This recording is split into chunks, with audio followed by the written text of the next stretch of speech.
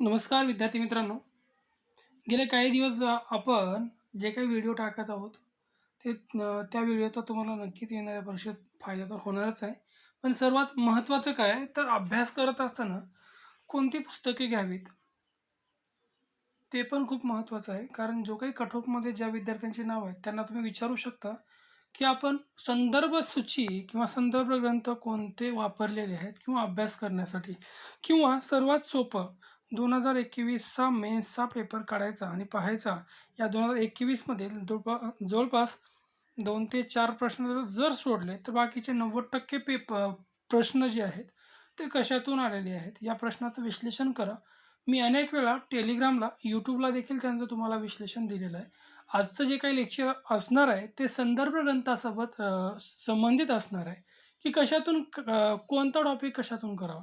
कारण अनेक विद्यार्थ्यांचे मला सातत्याने फोन येत आहेत. जवळपास रोज जर बघितलं 15 ते 20 कॉल असे येतात, की "सर मी हा टॉपिक कुठून करू?" किंवा कोणत्या पुस्तकातून करू? तर हे पण लक्षात घ्या. त्यामुळं आज मी तुमच्यासाठी स्पेशल व्हिडिओज बनवत आहे, की तुम्हाला त्याचा फायदा नक्की व्हावा आणि येणाऱ्या परीक्षेमध्ये याच मार्गाने तुम्ही जा आणि अभ्यास करा. जे कंटेंट मी तुम्हाला सांगत आहे, ते कंटेंट मिळवा, प्रिंट काढा आणि त्यानुसार तुम्ही त्या कंटेंटचा अभ्यास करा.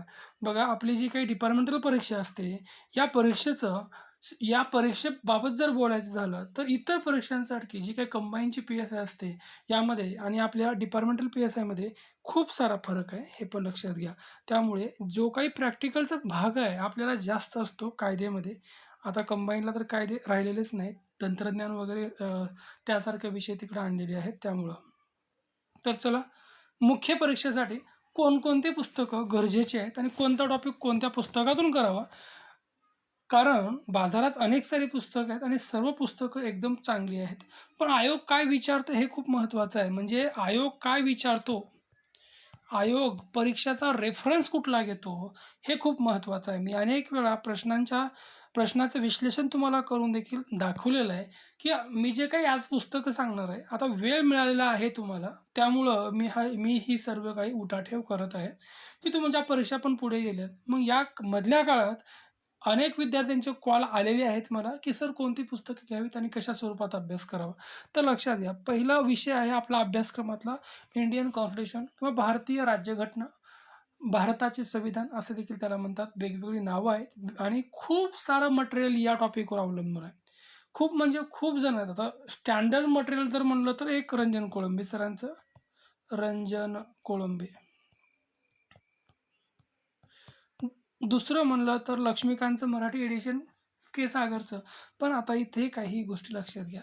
मी काय सांगतोय, हे पुस्तक करायचेत का आता? मी आधी सांगितले की हे सर्वात बेस्ट पुस्तक आहे आणि नोट्स म्हणलं तर लोकसेवासारखं जे काही नोट्स आहेत त्यांच्या क्लासेसचे, ते खूप चांगलं आहे.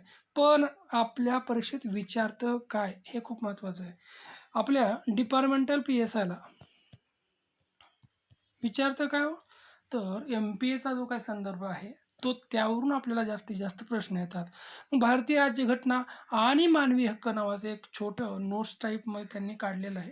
ते ते तुम्हाला करायचं आहे आणि ते चांगलं झाल्यानंतर, कारण अनेक राज्यघटनेतल्या प्रश्नांचा संदर्भ त्यामध्ये आहे. पण आणखी काही भारतीय भारतीय राज्यघटनामधील काही टॉपिक आहेत बघा. नागरिकत्व, नागरिकत्व, त्यानंतर मूलभूत हक्क, त्यानंतर नीती मार्गदर्शक तत्त्वे किंवा हां, राज्याची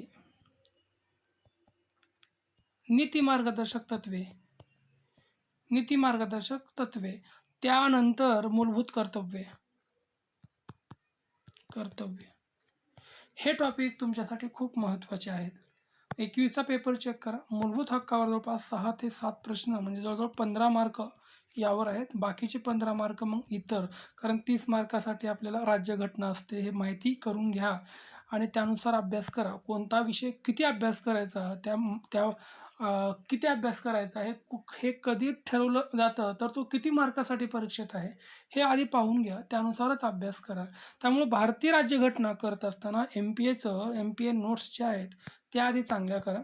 2017 ते 2023चे आयोगाचे सर्व प्रश्न करा कंबाईन प्लस आपले म्हणजे डिपार्टमेंटल PSI मुख्यचे आणि कंबाईन PSI मुख्यचे, फक्त मुख्यचे म्हणजे पूर्वचे करू नका, मुख्यचे हे हे प्रश्न तुम्हाला आयोगाचे करायचे आहेत. आयोगाच्या PDF मी अनेक वेळा ग्रुपवर देखील सेंड केलेले आहेत.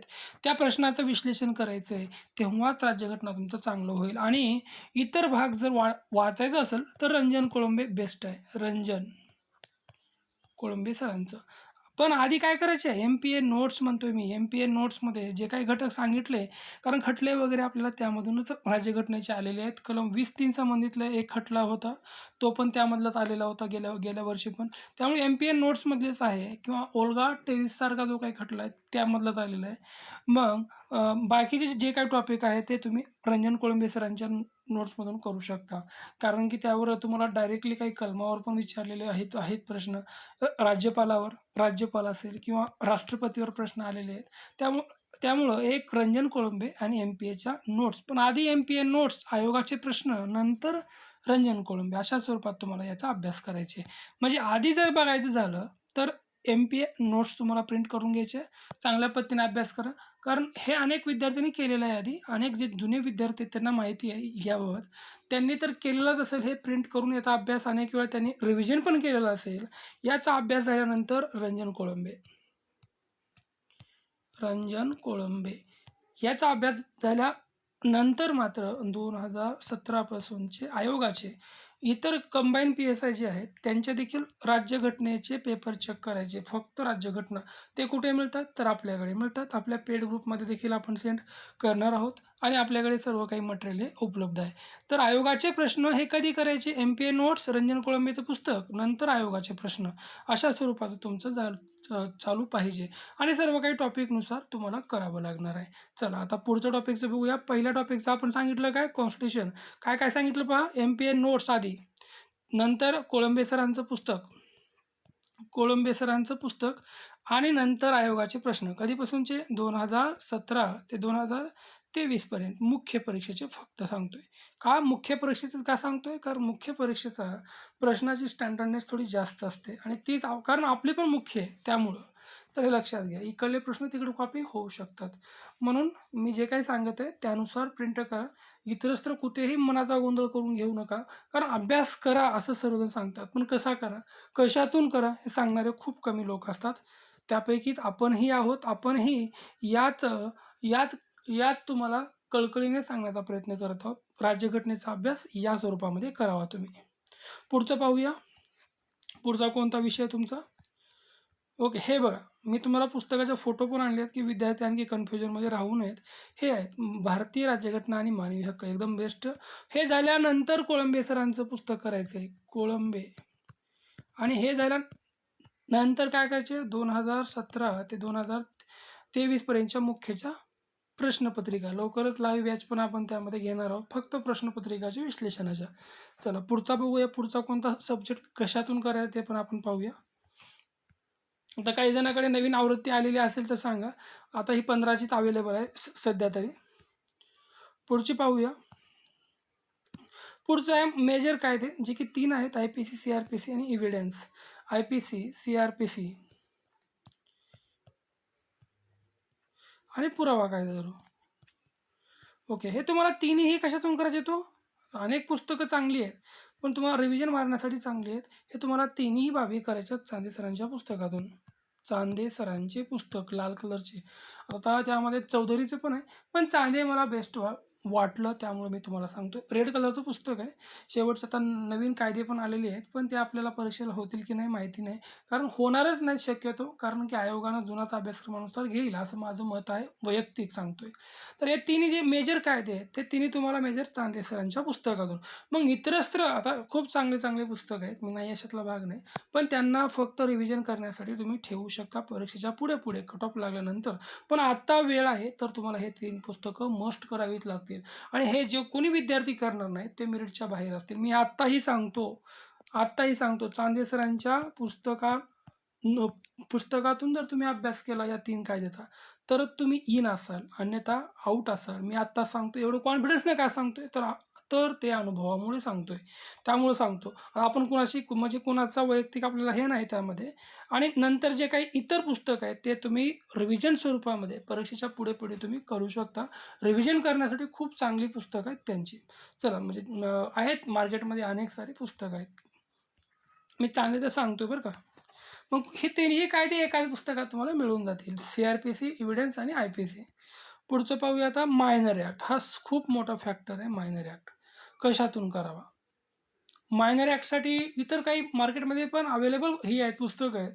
पण ते कसं त्यांनी नोट्स स्वरूपामध्ये वगैरे काढलेले आहेत आपापल्या मनाने लेखकांनी. खूप चांगलं मटेरियल त्यांनी आणण्याचा प्रयत्न केला आहे. खूप अवघड कायदे सोपं करून सांगण्याचा प्रयत्न केलेला आहे. मग पी-डी-एफ जे आहेत, 19 कायदे जे आहेत, त्यांच्या मूळ कायद्याच्या पी-डी-एफ तुमच्याकडे पाहिजेत. कारण आयोग काय विचारतं बघा, आयोग कोणत्याही लेखकाची भाषा विचारत नाही, तर आयोग काय विचारतं? मूळ कायद्याची भाषा. काढून पहा प्रश्न. मूळ कायद्याची भाषा तुम्हाला विचारली जाते. 19 मायनर कायदे आहेत. मग मूळ प्रिंट कुठे मिळतील? नेटवर वगैरे तुम्ही टाकू शकता. मराठी एडिशनचे तुम्हाला कुठेही मिळू शकते किंवा आपल्या टेलिग्राम ग्रुपमध्ये देखील आपण सेंड केल्यात. अनेक टेलिग्राम ग्रुपने फ्रीमध्ये तुम्हाला सेंड केलं. त्याची प्रिंट काढायची आहेत, पण सगळेच करायचे नाही. जे कलम तुम्हाला आहेत, त्याला टिक करून तेवढंच कलम करायचे आहेत. सर्व कायदे करत बसायचं नाही आहे. 19 मायनर ॲक्टमधील जे काही तुमचे कलम अभ्यासक्रमानुसार आहेत, त्यांना तेवढं टिक करत अभ्यास करायचे. उदाहरणार्थ बघायचं झालं, हे पहा अट्रॉसिटीचं मूळ कायदा आहे हा 1989चा 33 क्रमांकाचा कायदा आहे. कधी लागू लागू करण्यात आला, त्याच्यामध्ये कधी अपडेट करण्यात आला कायदा, दुरुस्ती कधी झाली, हे सर्व काही तुम्हाला इथे मिळून जाईल. त्यामुळे मूळ कायदे करा. ₹21 किंमत आहे त्याची फक्त. अट्रॉसिटी कायदा आहे हा मूळ कायदा, बेरर ॲक्ट म्हणतात त्याला. हे आधी करा. पण तो फक्त तुमचेच कलम हां. सर्व कलम करायचे का? नाही. जे तुमच्या अभ्यासक्रमात आहेत तेवढेच कलम करायचे. हे पहा महाराष्ट्र पोलीस अधिनियम मूळ आता हे सर्वांनी घेतलेलं आहे असेल. थोडंफार ज्यांना माहिती आहे मूळ कायद्याबद्दल त्यांनी घेतलं पण असेल. पण मी तुम्हाला ज्यांनी कोणी घेतलं नाही त्यांनी घ्यावं यासाठी तुम्हाला सांगतोय.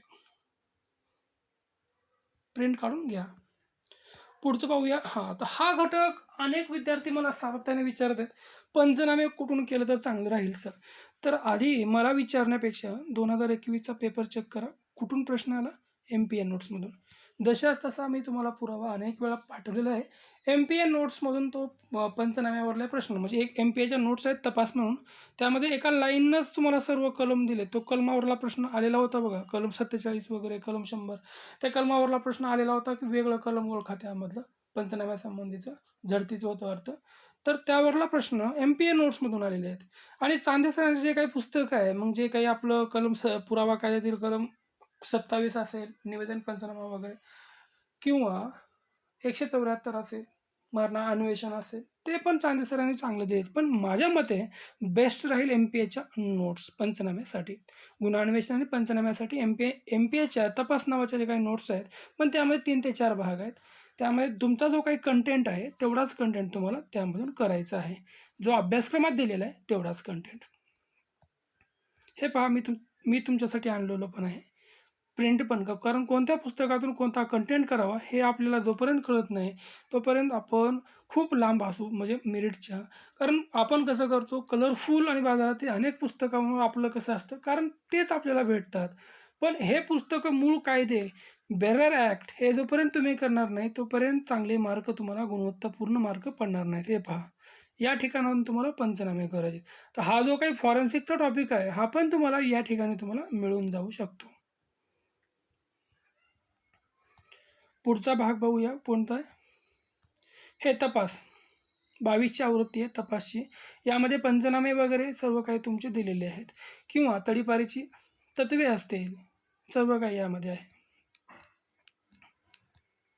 पुढचं आहे हे आता सांगितले पंचनामे वगैरे कुठून करायचे? तर एम-पी-एच्या नोट्समधून. फक्त एम-पी-ए. कारण त्यातून डायरेक्ट आयोग प्रश्न बनवताना टाकत असतं. मी तुम्हाला अनेक वेळा प्रूफ पण दिलेला आहे, की गेल्या वर्षीचे पंचनाम्यावरले प्रश्न कुठून आलेले होते. जशाच तशा आयोगानं लाईन टू लाईन घेतलेले आहेत. चॅप्टर केसेस आणि हद्दपारीच्या केसेस जे आहेत, हे महाराष्ट्र पोलीस अधिनियमामध्ये तुम्हाला मिळेल. हद्दपारीचे आदेश वगैरे कलम 55 ते 58 60 जे काही कलम आहेत, ते तुम्हाला त्यामध्ये मिळून जातील. मग महाराष्ट्र पोलीस अधिनियमाचा जो काही बेरर ॲक्ट आहे, त्यामध्ये तुम्हाला ते सर्व काही मिळेल आणि चॅप्टर केसेस सी-आर-पी-सीमध्ये मिळून जाईल. 107 107 ते 110 मध्ये जे काही आहेत ते तुम्हाला मिळून जातील. प्रकरण 8वे चॅप्टर केसेस प्रतिबंधात्मक उपाय योजना ते तुम्हाला सी-आर-पी-सीमध्ये मूळ कायद्याचे मिळून जातील. तसेच तपासमध्ये पण या 2 कायद्यांचा सेपरेट त्यांनी दिलेला आहे. खूप छान पद्धतीने त्यांनी दिलेलं आहे फॉरेन्सिकच्या नोट्समध्ये. फॉरेन्सिकच्या म्हणणार नाही, तपास नावाच्या ज्या काही नोट्स आहेत, वरी आपण पाहिले आत्ता, त्यामध्ये हे 2 पॉइंट खूप चांगल्या पद्धतीने दिलेले आहेत. जेवढं हे 2 पॉइंट चांगल्या पद्धतीने दिलेले आहेत कुठं एम-पी-ए नोट्समध्ये, तेवढं इतरत्र मला कुठेच पाहायला मिळालं नाही. जे आहे ते आहे. पुढचा आहे फॉरेन्सिक सायन्स आणि मेडिसिन. खूप महत्त्वाचा प्रश्न बघा. फॉरेन्सिक सायन्स आणि मेडिसिन जवळपास बघितलं फक्त 2 प्रश्न जे होते आउट ऑफ सिलेबस होते एम-पी-एच्या नोट्सच्या बाहेर. ते 2 प्रश्न आपण कव्हर करण्याचा प्रयत्न केलेला आहे. एम-पी-एच्या नोट्स मग कोणकोणते त्यांच्या फोटो पण मी तुम्हाला पाठवणार आहे. तसेच आपल्या फॉरेन्सिक सायन्सच्या पण नोट्स आहेत. आपण बरेच पॉईंट कव्हर करण्याचा प्रयत्न केलेला आहे. त्यादेखील तुम्ही घेऊ शकता. अनेक मार्केटमध्ये पुस्तकं आहेत. तुमची इच्छा. पण अनेक पुस्तकं करण्यापेक्षा एकच नोट्स करा आणि त्याला सपोर्टिव्ह असं काहीतरी वेगळं करा. म्हणजे जर म्हणलं फॉरेन्सिक सायन्स आणि मेडिसिन हे तुम्ही एम-पी-ए आधी करा, एम-पी-ए. नंतर मग जे काही इतर काही त्याला सपोर्टिव्ह नोट्स आहेत, त्यासाठी तुम्ही काहीही करू शकता इतर. पण एम-पी-एच्या नोट्स मस्ट आहेत फॉरेन्सिक सायन्स आणि मेडिसिनसाठी, हे लक्षात घ्या. या नोट्स जोपर्यंत करत नाहीत तुम्ही, तोपर्यंत तुम्हाला यश येणार नाही. आणि आणखी जर बघायचं झालं, या नोट्सवरील प्रश्नसंग्रह किंवा प्रश्नसंच जे की आपण बनवलेला आहे, 1000 प्लस प्रश्न आहेत आपल्या प्रश्नसंचमध्ये फॉरेन्सिकच्या. तेवढे जरी केलं तुम्ही, तरी सफिशियंट तुम्हाला मार्क पडत राहतील किंवा पडतील. चांगले मार्क तुम्हाला त्यामध्ये मिळून जातील. तसेच सेंट्रल गव्हर्नमेंटचे काही ट्रान्सलेट प्रश्न पण आपण केलेले आहेत. तेही प्रश्न आपल्या अभ्यासक्रमानुसार जे कोणत्या अभ्यासक्रमात घटक आहेत फॉरेन्सिकच्या, ते त्यानुसारच आपण त्यांचा समावेश प्रश्नसंचमध्ये देखील केलेला आहे. पुढचं बघा. फॉरेन्सिक सायन्स आणि फॉरेन्सिक मेडिसिन कुणाचे करायचे पुस्तकं? एम-पी-एच्या नोट्स आणि सोबत आपल्या सपोर्टिव्ह नोट्स किंवा बाजारातल्या कोणत्याही नोट्स तुम्ही करू शकता. हे पहा, फॉरेन्सिक सायन्स. आता सायबर फॉरेन्सिकचं एक वेगळं एक पुस्तक आहे, हे पण बघा. हे काही जणांकडे असेल, पण आता 15चं आहे, पण आता 20-22 आलेलं आहे. सेपरेट फॉरेन्सिक सायन्स म्हणून आहे, पण यामध्ये सायबर फॉरेन्सिक मी मुद्दामूनच निवडलेलं आहे. कारण की आपल्याला फॉरेन्सिकमध्ये यावर देखील प्रश्न आहेत. अभ्यासक्रमाचा तो पण घटक आहे. हे पाहू शकतात पुस्तकं कोणती आहेत प्रिंट मारण्याची. 22ची आवृत्ती शेवटी उपलब्ध झालेली आहे. तेच आहे, वरलंच फॉरेन्सिक सायन्स आहे, रिपीट झाले. मानवी हक्कामध्ये आता तुम्ही काय करणार, यामध्ये मानवी हक्क जाणीव बेड्या घालण्याबाबतची जी काही सर्वोच्च न्यायालयाची तत्त्वे आहेत, ती पण तुम्हाला इथं आहेत. राष्ट्रीय मानवी हक्क आयोग, राज्य मानवी हक्क आयोग, राज्य पोलीस तक्रार प्राधिकरण, असे काही तुम्हाला घटक आहेत. मग ते तुम्ही कुठून करणार? तर सर्वात मस्ट एम-पी-ए नोट्स, भारतीय राज्यघटना आणि मानवी हक्क, मगाशी आपण जे काही तुम्हाला दाखवलं त्या नोट्स आधी करा. नंतर वाय-सी-एमचे जे काही पुस्तक आहेत, मानवी हक्क नावाचं पुस्तक, ते खूप भारी आहे आणि चांगल्या पद्धतीनं पण आहे. एम-पी-एमध्ये आणि वाय-सी-एममध्ये जवळपास 60% डाटा समान आहे, पण बाकीचा थोडासा वेगळा आहे. राज्य तक्रार पोलीस प्राधिकरण कुठून करणार? मुंबई पोलीस कायद्याचं जे काही बेरर ॲक्ट आहे, त्यामध्ये चांगल्या पद्धतीने दिलेलं आहे राज्य पोलीस तक्रार प्राधिकरण. तर हे सर्व काही तुम्हाला आपल्या पेड ग्रुपमध्ये पण मिळत आहे. अनेक विद्यार्थ्यांना आपण दिलेलं आहे, शेअर केलेलं आहे. अनेक विद्यार्थ्यांशी आपण ज्यावेळेस बोलतो, त्यावेळेस त्यांना हे काही टॉपिक असे आहेत अभ्यासक्रमातले, की त्याच्यासाठी सेपरेट पुस्तकं नाही. ती कुठून करायची? अनेक वेळा त्यांच्या समोर प्रश्न ज्यावेळेस निर्माण होतो, त्यावेळेस त्यांनी आपल्याला कॉल केलेले आहे. त्यामुळं प्रत्येकाला वेगवेगळं सांगण्यापेक्षा एक व्हिडिओ तयार करावा आणि त्या माध्यमातून तुमच्या कन्सेप्ट क्लिअर होतील. जर आणखी तुमच्या कन्सेप्ट क्लिअर झाल्या नाहीत, हे पहा, भारतीय राज्यघटना आणि मानवी हक्क. तसेच एक पेपर आहे फॉरेन्सिकला एम-पी-एमध्ये फॉरेन्सिक सायन्स आणि मेडिसिनचा. म्हणजे त्यामध्ये फॉरेन्सिक सायन्स आणि मेडिसिन पण एकत्रितच आहे. मगाशी मी तुम्हाला वेगवेगळं जे काही दाखवलं, म्हणजे हे जर बघितलं तुम्ही, तुमचा संपूर्ण अभ्यासक्रम यामध्ये त्यांनी काय केलेलं आहे? कव्हर केलेला आहे. हे बघा, किती घटक आहेत बघा फॉरेन्सिक सायन्सचे. आणखी खाली आहेत. ओके, बस पुढे मागे झाल्यात पी-डी-एफ. जवळपास ते घटक जर बघितलं तुमच्या फॉरेन्सिक सायन्स आणि मेडिसिनचे, जवळपास 99 घटक त्यांनी यामध्ये कव्हर केलेले आहेत. हे आजचा टॉपिक हा आहे आपला. आज प्रश्न विश्लेषण या दोन टॉपिकवर होणार आहे.